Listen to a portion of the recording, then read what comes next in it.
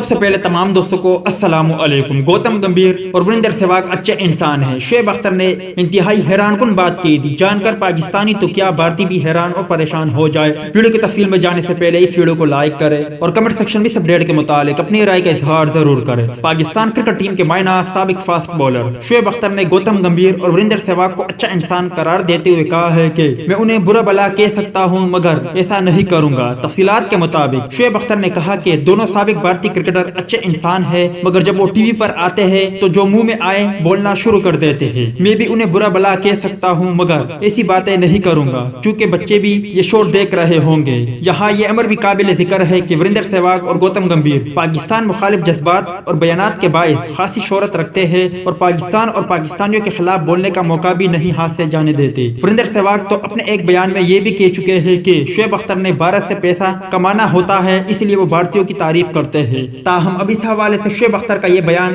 سمجھ سے بالاتر ہے۔ تو دوستی یہ تھی شعیب اختر، گوتم گمبھیر اور وریندر سہواگ کے حوالے سے کچھ اپڈیٹ۔ امید ہے اس اپڈیٹ سے آپ بھی مایوس ہو گئے ہوں گے۔ اس حوالے سے کمنٹ سیکشن میں آپ ہی گوتم گمبھیر اور وریندر سہواگ کے لیے کوئی جملہ ضرور لکھیں۔ ملتا ہے کسی نیکسٹ ویڈیو میں، تب تک کے لیے اجازت دیجیے۔ اللہ حافظ۔